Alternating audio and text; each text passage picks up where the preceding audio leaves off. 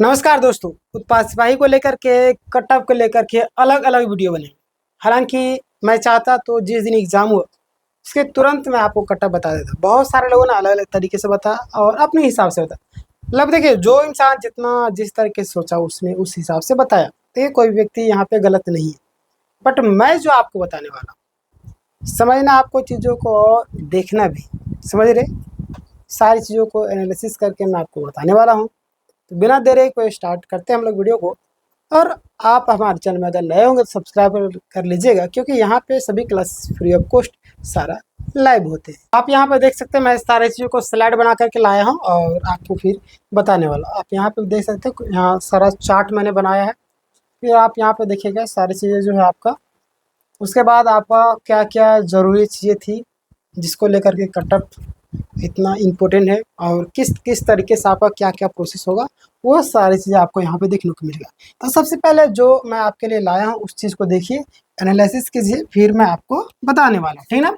उत्पाद सिपाही परीक्षा 2026 कट ऑफ का जो एनालिसिस है, कन्वे पॉइंट सारी जानकारी आपके सामने। परीक्षा का जो बेसिक विवरण है आप यहाँ पे देख सकते हो कि परीक्षा का जो तिथि आपका 12 अप्रैल है ना। कब है? 12 अप्रैल को था। अभ्यर्थियों की संख्या लाखों में थी। आपको लगभग 3 लाख के आसपास में अभ्यर्थी थे, जिसमें से लगभग 1.5 लाख के आसपास में, हाँ 1.5 लाख के आसपास में लोग एग्ज़ाम दिए थे, है ना। तो खैर कोई बात नहीं, सबका उसके आसपास भी ही है। अगर हम बात करते हैं कुल पेपर, तो पेपर आपका 1 क्वालिफाइंग था, केवल पास करना था। पेपर 2 प्लस पेपर 3 मेरिट के लिए महत्वपूर्ण है ना। देखिए, पेपर 1 में आपको पास करना था, मात्र आप पास करेंगे तो आपका पेपर 2 पेपर 3 चेक होगा। अगर पेपर 1 में ही आप फेल कर जाते हैं तो आपका पेपर 2 और पेपर 3 जांच कभी भी नहीं होगा। समझ रहे हैं ना। चलिए आगे बात करते हैं।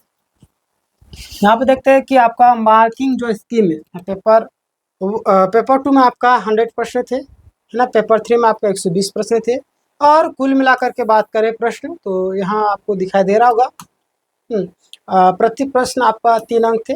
कुल आपका जो अंक बनते 660, है ना। देख लीजिए, यहाँ से क्लियर हो गया यहाँ पे। अब मैं आपको आगे बताता हूँ।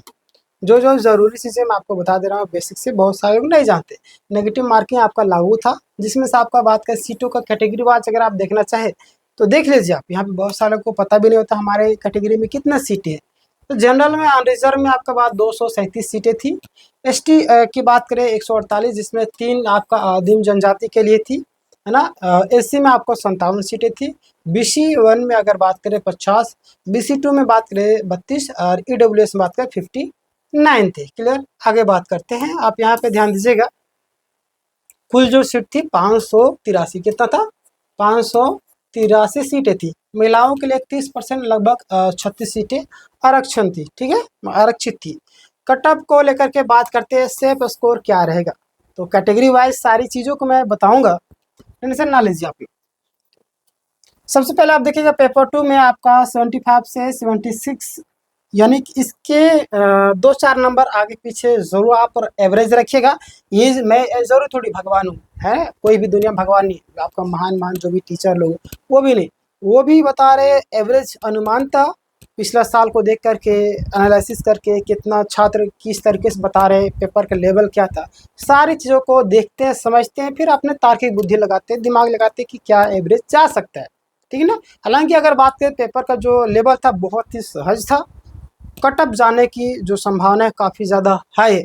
हालांकि इतना भी अफवाह उड़ा था और कई सारे लोग अभी साबित नहीं हुआ पेपर लीक का। बहुत सारे को बुरा लगता है कि आप पेपर लीक क्यों नहीं बोलते। भाई, जब तक साबित नहीं होगा पेपर लीक कैसे आप बोल सकते हो। समझ रहे हैं ना। चलिए आगे बात है। हाँ, तो पेपर 2 में अगर बात करें 75 से 76, यानी कि आप 80 के इसी के आसपास रखिएगा। समझ रहे, 80 या आपका 82-83 के आसपास में सही अगर आपका आ रहा है तो ठीक ठाक है ना।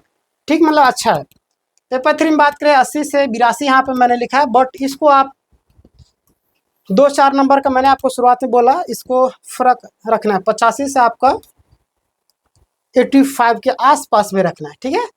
चलिए आगे बात करें। कुल अगर बात करें हम लोग 155, यानी कि 160 से आपका 100 लगभग मतलब 155 जो है ना, 155 से 158 के आसपास, मतलब 160 रखिए ना, 160 से 100 लगभग 65 के आसपास में आपका नंबर, कुल प्रश्न आपका ठीक ठाक होना चाहिए ना, सही होना चाहिए। और नेगेटिव मार्किंग को हटा करके ये ना सोचिएगा आप नेगेटिव है ना, ये आपका सेफ जोन में जाएगा, समझ रहे।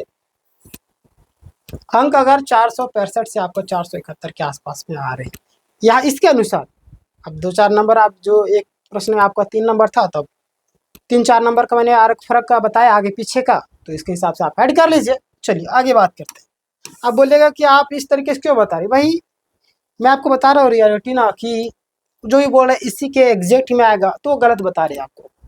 कोई व्यक्ति यहाँ पे भगवान नहीं, सारे व्यक्ति अपना दिमाग लगा के सारी चीज़ों का एनालिसिस करके बताते हैं, है ना। मैं भी गलत हो सकता हूँ, वो भी गलत हो सकते हैं, क्योंकि यहाँ पे ऑफिशियल कट ऑफ नहीं बताया जा रहा। चलिए आगे बात, BC2 की बात करें हम लोग तो वही 72, अब 75 यहाँ पे 2-3 नंबर का फर्क रखिए, है ना, वही चीज़।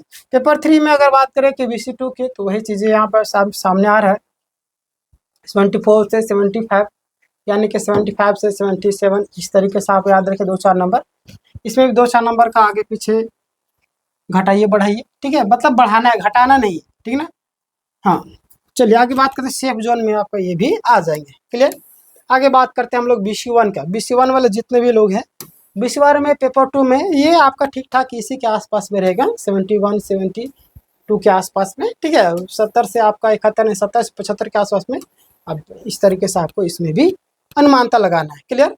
कुल मिलाकर 420 से 426 के आसपास जो आ रहे हैं, 2-4 नंबर को मैंने बढ़ाया, उसको ऐड करके आपको निकाल लेना, समझ रहे हैं। चलिए आगे बात करते हैं, यहाँ पे ध्यान देना आपको।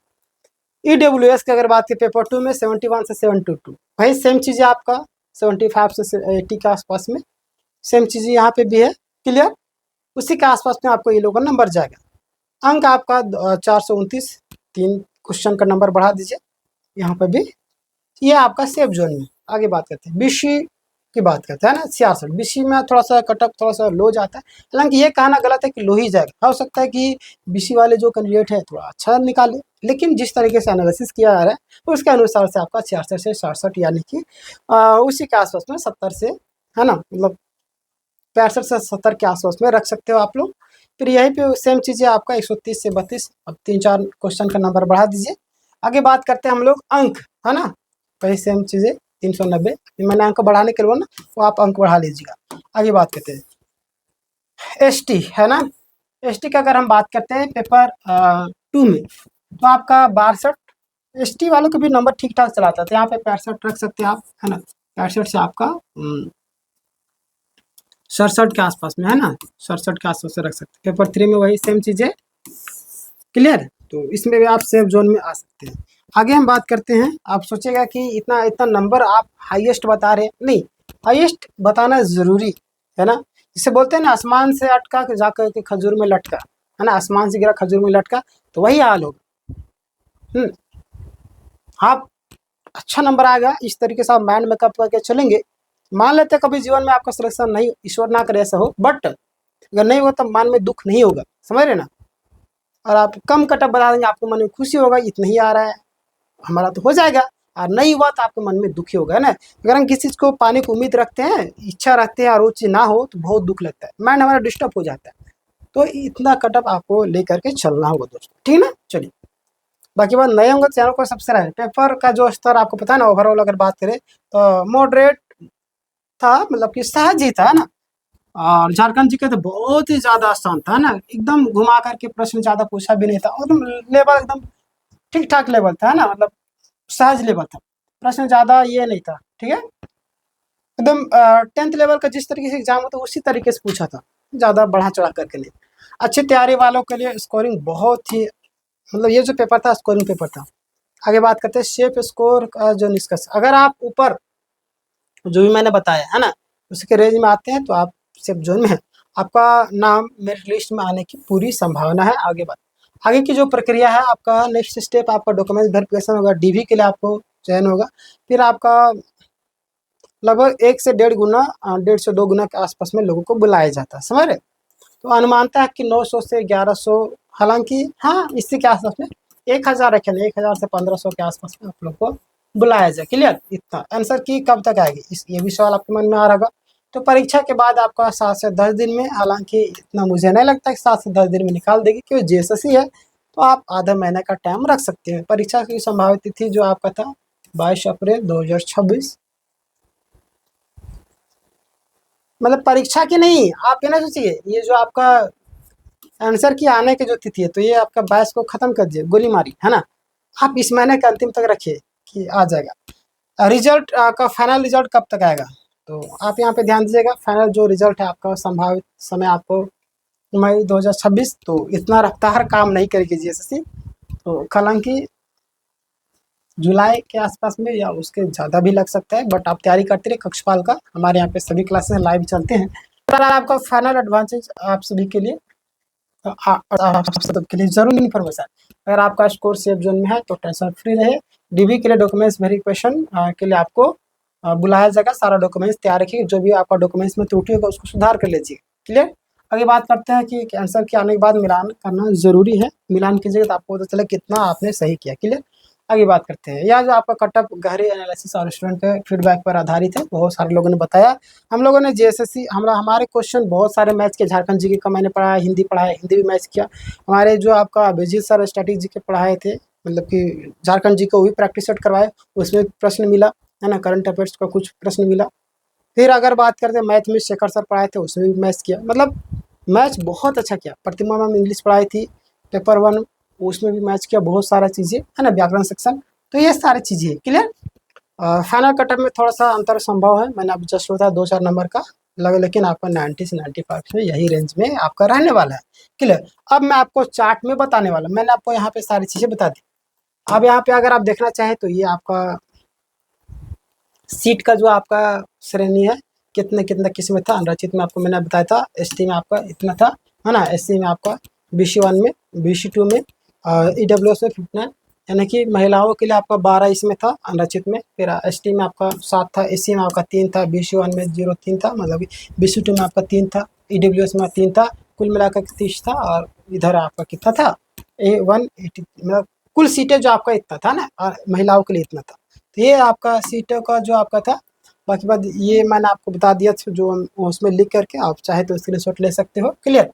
कुल प्रश्न वगैरह कितना कितना क्या था, इसके आसपास में 2-4 नंबर का आप आगे पीछे कीजिएगा बस।